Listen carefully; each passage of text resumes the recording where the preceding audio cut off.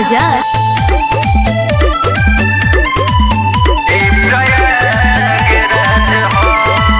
हिंदू धर्म सनातन के नाज हो, ई प्रयागराज हो, ई प्रयागराज हो। कुंभ मेला लागल चारों ओर राम राज हो, ई प्रयागराज हो, ई प्रयागराज हो।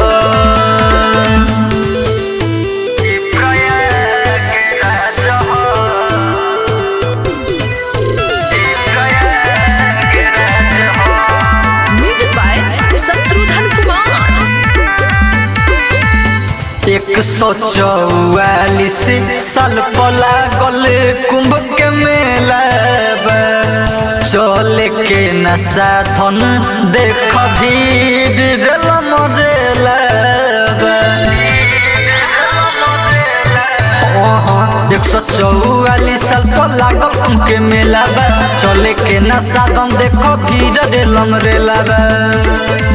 सब भक्त यहाँ डुबकी लगावत हो, ई प्रयागराज हो, ई प्रयागराज हो। कुंभ मेला लागल चारों ओर राम राज हो, ई प्रयागराज हो, ई प्रयागराज हो।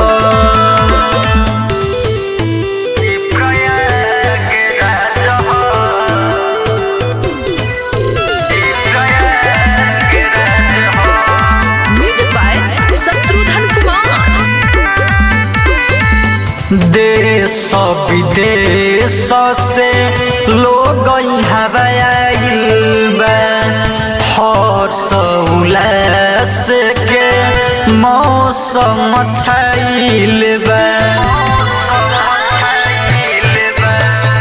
देश विदेश से लोग यहाँ आइल बा, हर्ष उल्लास के मौसम छाइल बा। कुंभ मेला लागल साधु संत के आगाज हो, ई प्रयागराज हो, ई प्रयागराज हो।